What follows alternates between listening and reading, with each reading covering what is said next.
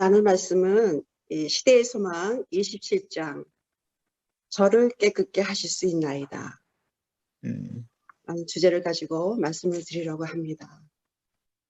이 말씀은 본장 이 성경 말씀의 마태복음 8장 2절로 4절 말씀이고요.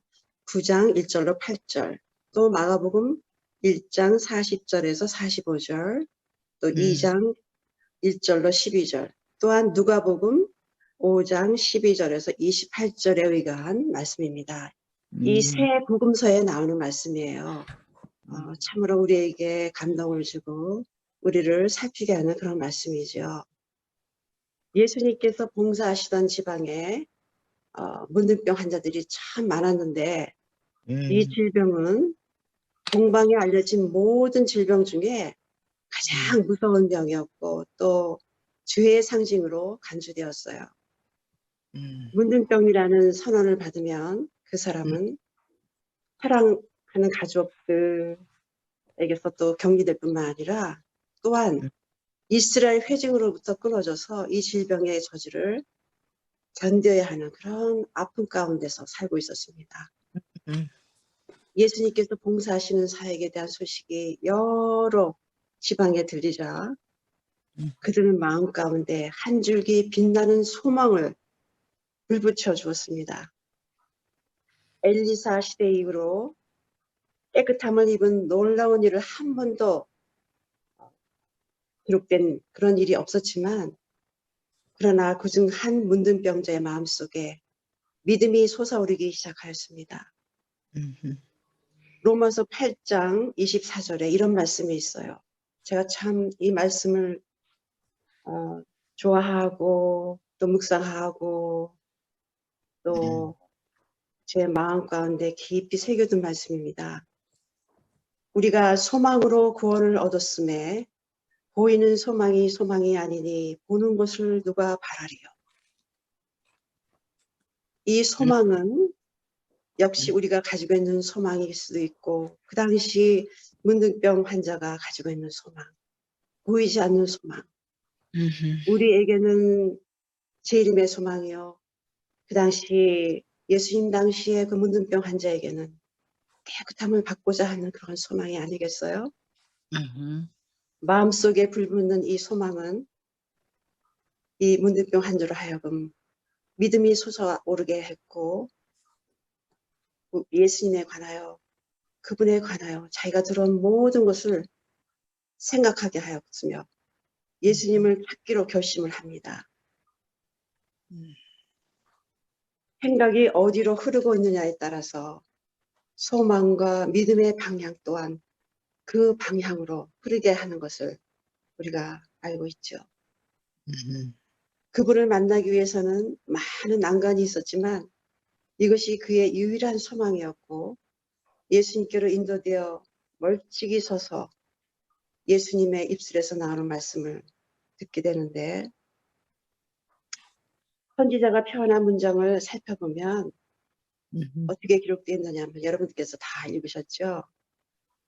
그 문둥병 환자는 멀찌감치 서서 몇 마디 말씀을 주워 듣다라고 되어 있습니다.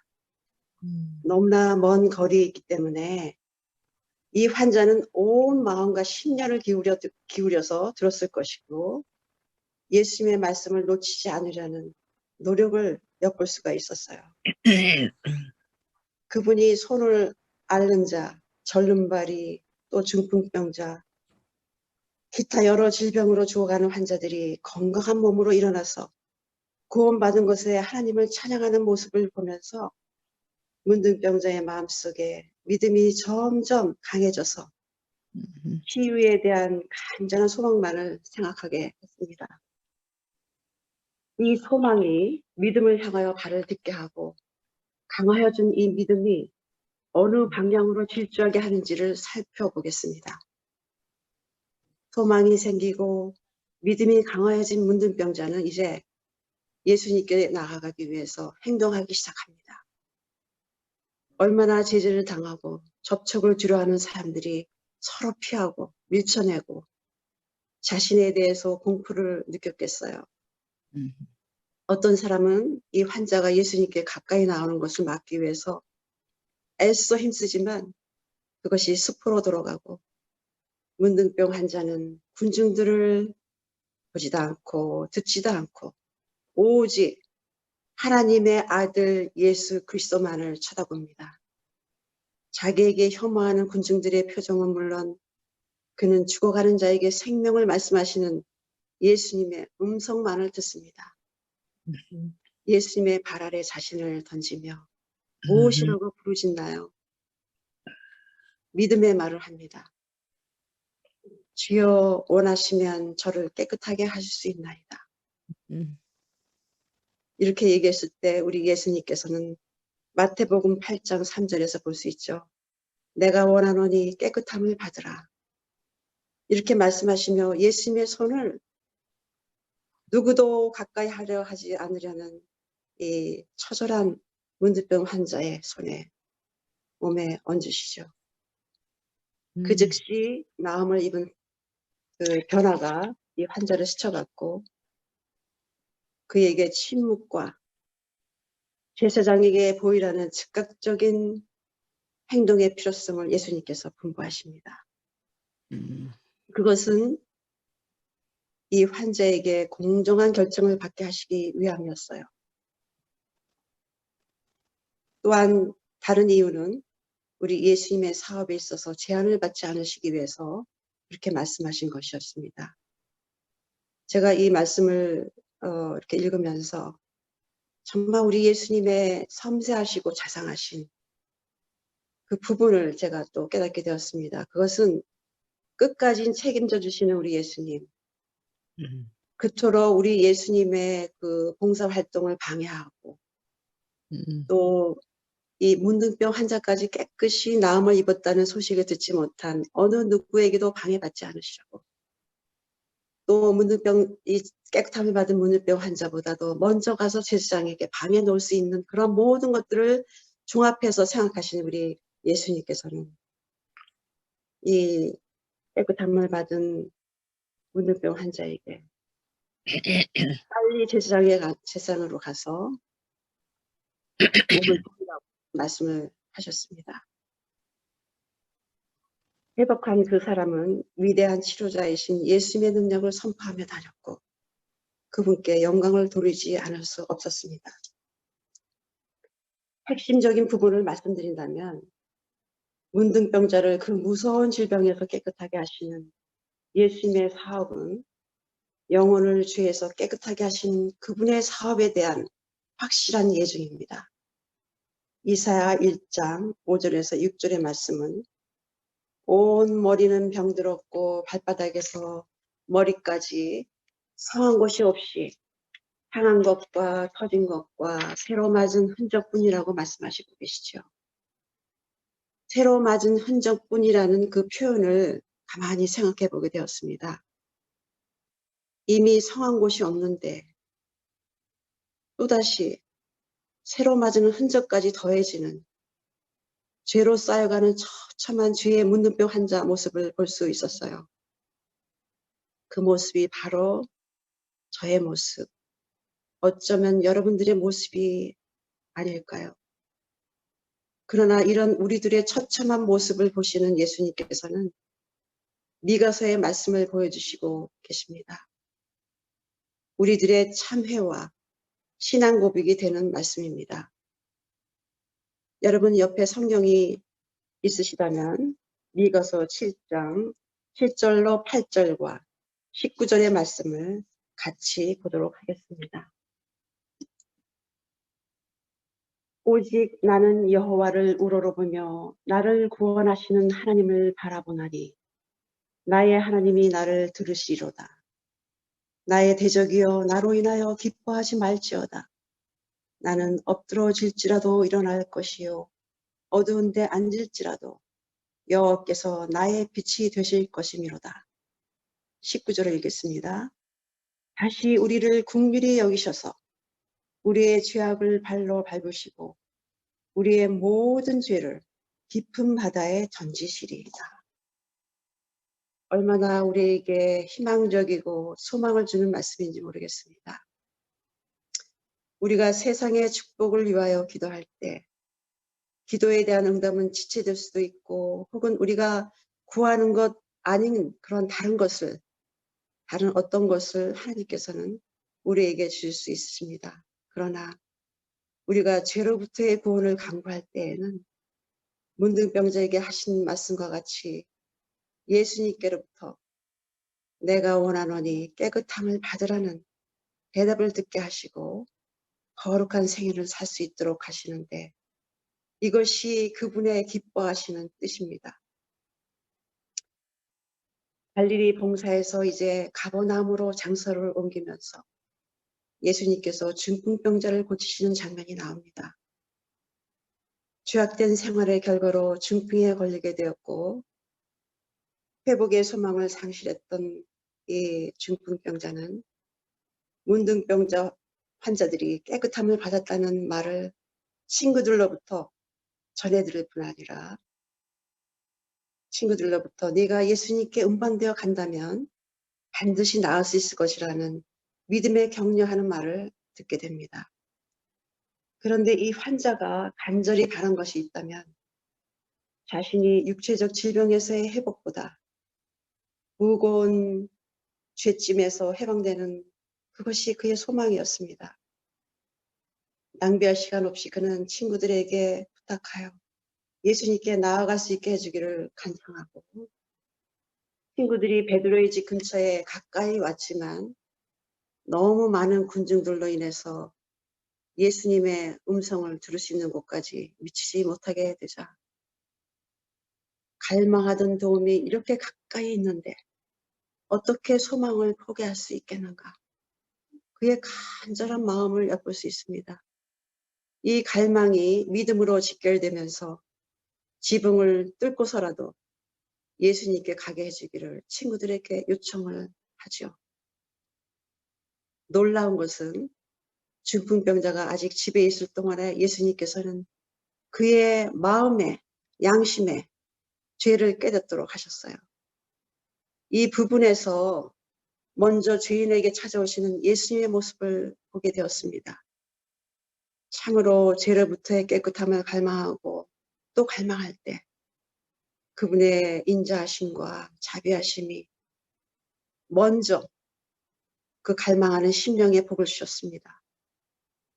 예수님께서는 이 환자가 믿음으로 지붕을 뚫고서라도 예수님 앞에 나오고자 노력할 때마다 그 단계의 믿음의 성장을 보고 계셨습니다.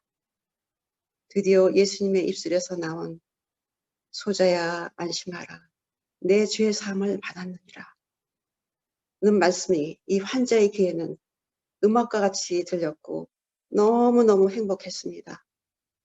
생명을 주는 그 예수님의 피가, 보혈의 피가 앞으로 우리에게 정말 얼마나 우리의 구원을 책임져 주시는 그런 너무나 값진 피가 신체의 모든 기관을 활동하게 했고 그 환자는 하나님께 영광을 돌리며 자기 집으로 돌아갔습니다. 창조가 일어난 것입니다. 그 놀라운 창조가 일어난 것입니다. 육체에 생명을 주신 그 같은 능력이 마음을 새롭게 하는 창조, 곧 허물과 죄악으로 죽었던 영혼에게 생명을 말씀하셨고 중풍병자는 예수님 안에서 심령과 육체를 모두 고치는 능력을 발견하게 되었습니다. 오늘날에도 이 중풍병자와 같이 내 죄 사함을 받았느니라 하는 기별을 듣기를 여러 사람들이 갈망하고 있습니다. 죄의 짐이 육체의 질병을 일으키는 기초가 때문이죠. 죄의 창시자 되는 사단을 멸하시려고 우리 예수님 지상에 오셨고 그분은 살리시는 영이셨습니다. 시편 103편 3절을 보겠습니다. 저가 내 모든 죄악을 사하시며 내 모든 병을 고치시며 이 일로 인하여 군중들은 오늘날 우리가 기이한 일을 보았다고 속삭였고 하나님께만 돌렸던 능력을 예수님께서 가지고 계시다는 것을 분명히 깨달았습니다. 중풍병자의 집에서도 역시 깊은 감사의 기도가 올라갔고 예수님을 통하여 하나님께서 영광을 받으셨습니다. 27장에 소개된 속절없이 절망 가운데 있던 문둥병자와 중풍병자의 상태가 곧 오늘날 죄의 문둥병자와 죄의 중풍병자인 죄인들의 상태를 엄중히 돌아보게 하시는 말씀입니다. 예수님께서는 예루살렘의 지도자들, 또한 바리새인들, 또한 현 시대를 살아가고 있는 우리들에게조차 접촉할 수 있는 온갖 방법을 다 동원하셨습니다. 시편 109편 5절의 말씀입니다. 너희가 악으로 나의 선을 갚으며 미워함으로 나의 사랑을 갚았도다.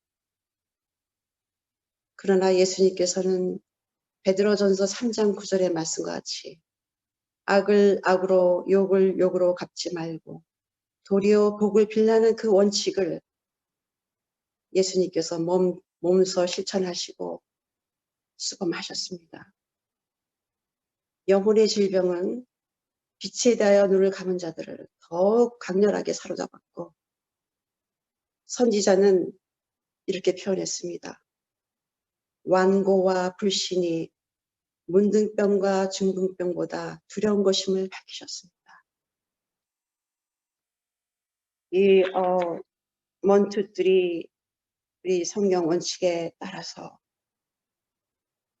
1번 원에 해당하는 문둥병자의 속절없는 절망적인 인간 상태, 그 상태에 있었던 중풍병자도 포함되고 우리의 죄의 상태까지 포함됩니다.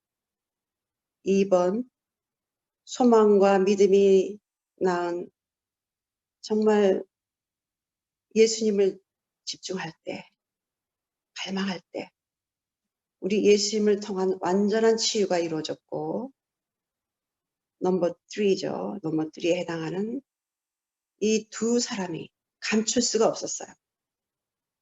너무 기쁘고 너무 감사해서 하나님께 영광을 돌렸습니다. 우리가 이 두 환자를 통하여 병자들이 고침을 받은 경험을 통하여 원투쓰리 원칙을 확실히 볼 수 있습니다. 제가 이 마지막으로 현 시대를 살아가고 있는 우리들도 두 병자가 경험한 창조의 능력을 경험해야 되지 않겠느냐는 질문을 드려봅니다. 감히 허물과 죄악으로 마음이 병든 상태인 우리들이 아닌가 자문하여 보면서 원하시면 저를 깨끗하게 하실 수 있나이다 라고 탄원해야 될 때가 있다면 지금, 바로 지금이라고 생각합니다. 제가 여러분들도 다 같이 겪으시는 일이지만 이 어려운 팬데믹 시대를 겪으면서 참 하나님께서 주시는 은혜의 기간이 아닌가 참 많이도 제가 생각했고 여러분들도 생각하셨을 줄 압니다. 내 자신을 돌아보고 나의 어떤 문제가 지금 하나님과 나의 사이에 이루실 구원을 막고 있는가 가만히 생각해 볼 때 저는 정말 예수님께서 지성소에서 사역하시는 그 최후의 속죄 사업을 제가 보지 않을 수 없었습니다. 그것이 우리 죄의 문제를 완전히 도말하시는 그 예수님의 간절한 아버지께 향하여 나의 피를 외치시면서 한 사람 한 사람의 구원 문제를 오시고 한 사람 한 사람을 위하여 피 흘려주신 그 보혈의 피 그거를 보여주시면서 하나라고 계시는지 오늘날 제가 짧은 간증 하나 하고 마치도록 하겠습니다. 남편과 집에서 이제 아침 예배를 드리는 시간이었습니다. 아침 예배를 드리는 시간에 그날에 남편이 찬미가를 선택을 했는데 정말 그동안 여러 가지 이 상황 가운데서 우리에게 닥치는 여러 가지 어려움들과 관계 속에 어그러진 일들, 여러 일들을 종합해 보면 순간순간 그때그때마다 하나님께서 다가오시고 하나님께서 위로해 주시고 또 말씀으로 격려해 주신 그 모든 일들이 얼마나 정말 영화의 한 편처럼 이렇게 다가왔는지 모릅니다. 그 찬미가는 제가 500 몇 장으로 알고 있는데요. 558장을 남편과 함께 정말 뜨거운 감격과 은혜로 충만한 예배, 그 예전에도 이런 예배를 드린 적이 있었을까 하는 생각을 했습니다. 구구절절 저희 부부에게 위로하시는 하나님의 은혜가 어찌나 감사했는지 또다시 이 찬미를 2번 부르며 눈물을 펑펑 쏟게 하셨습니다. 기도력 말씀조차 그날은 얼마나 파워풀한 말씀으로 들려주시는지 피조물이 창조주 되신 예수님을 사단이 창조주 되신 예수님을 감히 멸하라고 했으나 발가락만 상하게 했을 뿐 거룩한 대속물 되시는 예수 그리스도께서는 사단의 머리를 상하게 하시고 영원히 그분의 나라를 세우시고 지키실 승리자로 우리 곁에 계심을 감사하며 찬양하며 기도하게 하셨습니다. 그러면서 제가 문득 떠오르는 것은 우리가 이 죄의 문둥병 또한 그것으로 인해서 정말 절망 가운데서 우리 예수님을 갈망하고 치유받기 위하여 원하시면 저를 깨끗하게 하실 수 있나이다 라고 부르짖는 우리 모두에게 확실한 말씀을 주신 말씀이라고 제가 생각합니다. 다니엘서 2장 44절의 약속의 말씀으로 확신과 신뢰와 시간 그런 시간들로 엮어주셨습니다. 그 말씀을 한번 함께 찾아보시겠습니까? 다니엘서 2장 44절의 말씀입니다. 다니엘서 2장 44절입니다.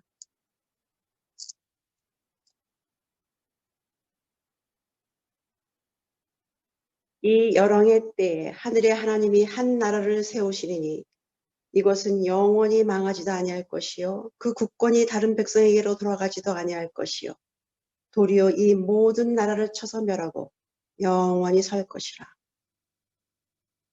이 말씀을 약속하신 우리 하나님께서 우리의 모든 죄에 찌든 이 죄의 문둥병을 속히 치료하여 주시고 영원한 그 우리가 바라는 하늘 천국을 맛보게 하시며 그 나라를 준비하고 계신 줄 믿습니다. 우리 모두가 재림의 소망을 가지고 제가 아까 말씀드린 바와 같이 로마서 8장 24절의 말씀과 같이 우리가 소망으로 구원을 얻었음에 보이는 소망이 소망이 아니니 보이는 것을 누가 바라리요. 이 문둥병 환자나 중풍병자는 보이지 않는 깨끗함을 받고자 하는 그 소망으로 가득 찼고 우리에게는 재림이라는 소망으로 그 소망으로 가득 채우며 하나님을 바라볼 때 정말 하나님께서 우리에게 주시는 축복은 이루 말할 수 없는 영원한 상급, 영생을 우리에게 주실 것입니다. 우리가 믿는 그 하나님을 끝까지 붙잡으시게 되는 저와 여러분이 되기를 간절히 바라면서 말씀을 마치도록 하겠습니다.